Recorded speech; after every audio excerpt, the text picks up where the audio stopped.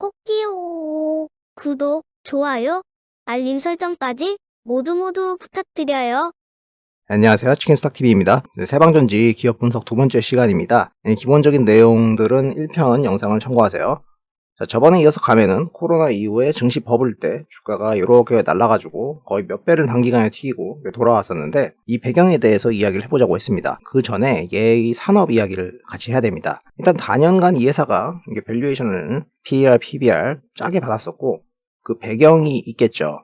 여러분들이 그 납축전지에 대해서 막 떠오르는 이미지가 어떻습니까? 이 아이템 미래에 대해서 막 퓨처가 확 보이느냐, 그림이 좋아 보이지 않는다, 안 보인다 라는 게 직관적인 답변이죠. 그런 우려가 계속해서 10년 전부터 존재를 했습니다. 배터리가 2차전지, 리튬 이온 전지 쪽으로 재편이 될 거라는 것이었죠. 지금 실제로 스마트폰이 나오고 나서 이 모바일 쪽 같은 경우에는 다 리튬 이온 전지 쪽으로 돌아섰고, 아닌 부분도 있습니다만은 차량용으로 원래 쓰이던 부분이 있다고 해도 이 납축전지는 무겁고 대신에 가격 싼 거밖에 장점이었으니까 계속해서 그 비중이 줄어들 것이다. 죽어가는 사업이다 보는 거였죠. 물론 이거에 대해서 상당한 의견 충돌이 있었습니다. 근데 벌써 시간이 많이 흘렀고 지금 시점에서 우리는 답을 어느 정도 알고 있죠. 그래도 그 기간에 회사가 매출은 증가를 합니다. 세방전지 선택은 해외로 나가는 것이었죠. 어떤 국내 회사든 마찬가지겠지만은 내수 같은 경우에는 좀 이렇게 비전이 적으니까 수출 쪽으로 물꼬를 터가지고 나가게 되고 이 부분에서 매출 증가를 했었어요. 근데 이 수출 증가는 어떻게 보면 양날의 검인 측면이 있습니다. 일단 이게 엄청 강력한 아이템이다 이러면 괜찮을 수도 있는데 일반적으로 수출은 GPM 단에서 그 내수보다는 좀 손해를 보게 됩니다. 왜냐하면 상식적으로 보더라도 거기 날릴 때 운임비나 수출 관련 비용들이 있기 때문에 그렇죠. 그래도 이익이 늘면은 늘어나는데 전방위 압박을 받는 산업이면은 아무래도 기타 경쟁자들도 비슷한 처지일 거거든요.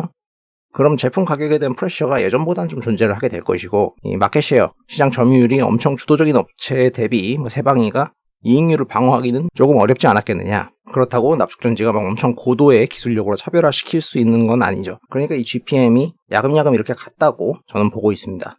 물론 회사는 자신들의 시장에 대해서 만족해 이야기를 안 하죠. 이 시장은 여전히 수요가 탄탄하고 성장할 것이다. 이 세방전지 대표이사의 인터뷰로는 이것은 시장에서 오해를 하고 있다. 이 자동차에서 각 전지가 하는 기능과 역할이 다르기 때문에 대체되지 않는다. 이게 전기차, 수소차라고 하더라도 시동 보조용으로 납축전지가 필요하다. 그런 이야기를 합니다. 또 한편으로 정반대의 이야기를 하는 사람도 있어요. 어떤 배터리 관련 일하는 분이 한 말인데 납축전지는 종말이야. 유럽에서 2030년 이후로 쓰지도 않는데 어떤 신차에도 안 넣는다고 했는데 이렇게 말을 하더라고요. 그러니까 각자가 처한 포지션에 따라서 이야기를 하는 것인데요. 둘 다 과장이 되어 있겠죠. 찾아보니까 완전히 사라지는 것은 아니고 2030년 맞춰가지고 재활용률이 높아지는 거죠. 규정이 깐깐해진다. 물론 그 수요는 계속해서 대체되면서 줄어드는 부분이 있겠습니다. 그건 그렇고 회사가 또 하는 이야기는 피해 인상 이야기입니다. 자신들은 상대적으로 고부가 가치 제품인 EFB나 AGM 같은 제품의 침투율을 이렇게 높여나갈 것이다. 그런 이야기를 합니다. 같은 납축전지인데 EFB 같은 경우에는 폴리에스터 직조포를 이용한 성능이 좀 높아진 제품이고 AGM 같은 경우에는 그것보다 좀 더 좋은 제품이라고 하죠. AGM 같은 경우에는 유리 흡수체를 이용한 방전 성능, 수명 등을 좀 갖춘 그런 배터리고 온도에 덜 민감하다. 그래서 이런 게 들어가면은 매출 믹스가 고부가 가치 위주로 돼서 좀 좋아질 거다 이렇게 말을 하는데 실제 몇 년간 회사의 이익률로 보면은 크게 의미가 있는가 싶습니다. 그리고 ESS 시장 같은 데도 이렇게 진출을 하는데 여기도 시장 전망이 납축전지한테 우호적으로 보이진 않죠. 리튬이온 배터리 쪽이 계속해서 잠식을 한다, 얘는 줄어든다 이런 압박이 있고요. 분명히 자동차 쪽 같은 경우도 전기차가 내연기관을 대체를 하면 할수록 이 추가적인 압박이 늘어난다는 거죠. 물론 시동용으로 납축전지가 들어가긴 합니다.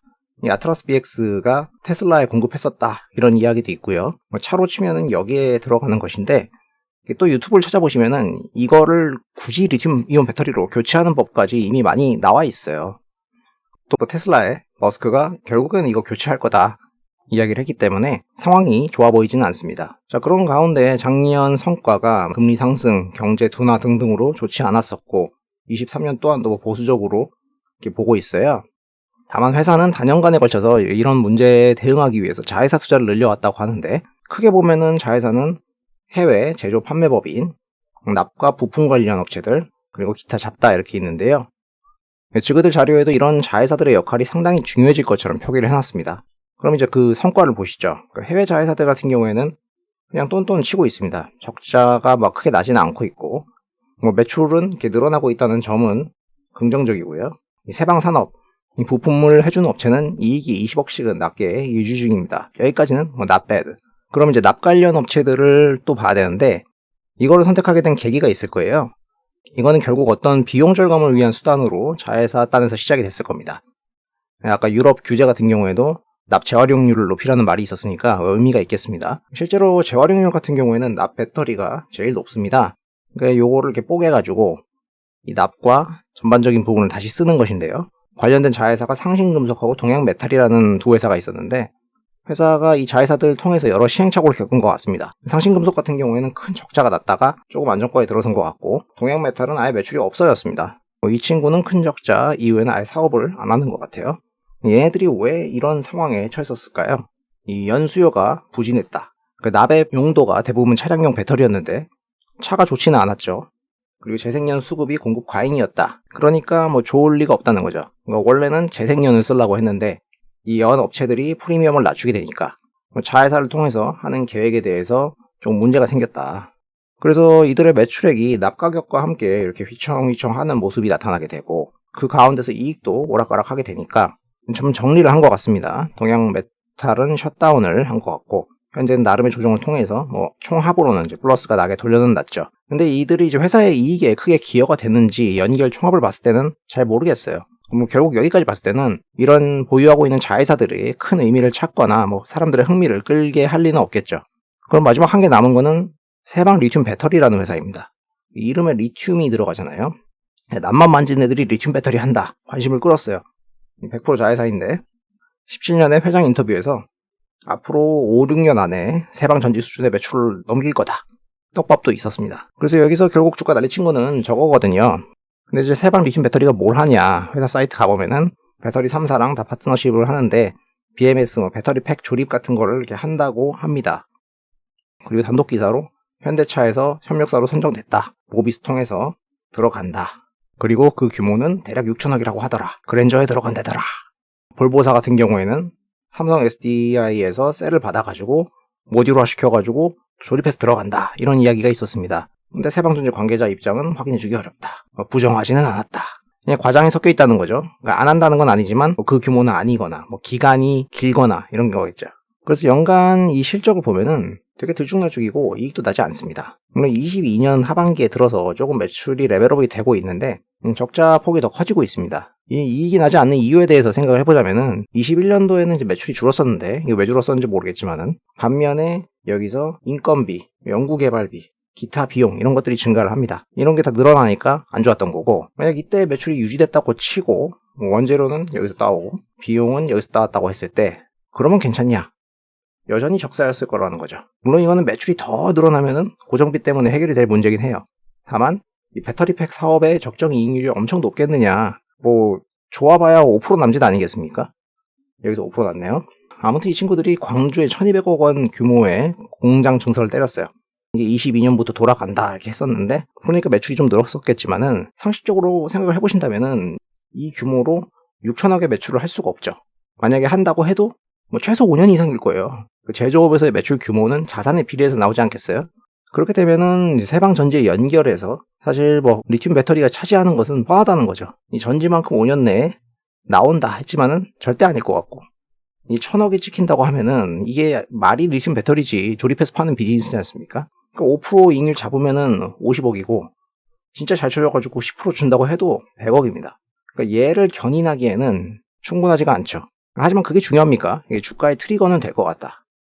왜냐하면 우리는 이미 미래시를 봤어요. 똑같은 식으로 간 업체를 봤단 말입니다. 율촌화학이라는 업체가 있어요. 농심 계열사인데 필름하고 라면 봉지 만드는 애들인데 10년 전부터 얘네들이 배터리 파우치 할 거다 했었어요. 물론 10년간 이 회사의 영업이익은 사실상 정체 혹은 퇴보했죠. 22년은 적자까지 냈어요. 근데 삼성 SDI랑 한다. 알루미늄 공장 증설한다. 1.5천억짜리 5년간 공급계약 공식 했다 하니까 주가는 천정부지로 날아갔죠. 물론 이게 후에 이익으로 찍히는지 나중에 보면 진실이 나오겠죠. 시간이 걸리겠지만은 얘도 비슷할 것 같다. 이 정체된 이익, 수주 딴다. 2차전지 관련한다. 날라간다. 이런 식의 전개가 예상이 되죠. K투자 하면 이제 뻔하잖아요. 이 정도 구간이 예로 치면 여기 구간일 거고 바이오 업체들이 시작한다 하면은 시총 펌프질한 거랑 로직은 같을 겁니다. 투기적이어서 그렇지. 물론 이때 주가가 뛰었던 거를 다르게 설명하려는 사람들도 있습니다. 야, 이때 존슨, GS, US 다 올랐는데? 올랐죠. 근데 왜 얘만 이렇게 갔다가 이렇게 내려오는지는 설명 못하지만 해외에서 관련된 업체가 올랐다 하면은 일반적으로는 국내에서 단기간에 끼워 맞추는 일이 비일비재하니까 그럴 수도 있습니다. 근데 얘네랑 비교를 하면은 전체에서 매출 비중이 많이 차이가 나죠. 그러니까 이거는 끼워 맞추기 같고요. 그거는 그때 그냥 전 세계적으로 지수가 좋았습니다. 장 좋을 때 숭어도 뛰고 망동어도 뛰니까 재료 펌핑 해가지고 겸사겸사 갔던 거라고 봐야겠죠. 여기까지가 사실 다고요. 제 개인적인 생각은 펀더적으로는 크게 메리트가 없다.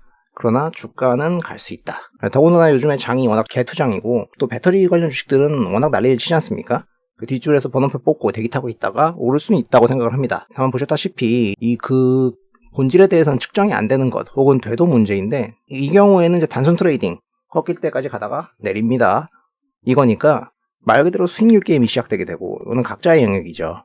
그러면은 리스크도 분명히 있다는 것이죠. 제 생각에는 이 회사가 장기 투자로는 적합하지 않다고 생각을 하는데 선수들도 아마 비슷하게 생각을 할 거니까 그래서 고개를 들면은 동참할지 않을지만 각자의 판단으로 남은 거겠습니다. 나중에 정말 이 회사에 사업적인 유의미한 변동이 생긴다면은 그때 또 이야기를 해보고 여기까지 해서 세방전지에 대한 이야기를 마치겠습니다. 영상 도움이 되셨다면은 구독과 좋아요를 부탁드립니다. 시청해주셔서 감사합니다.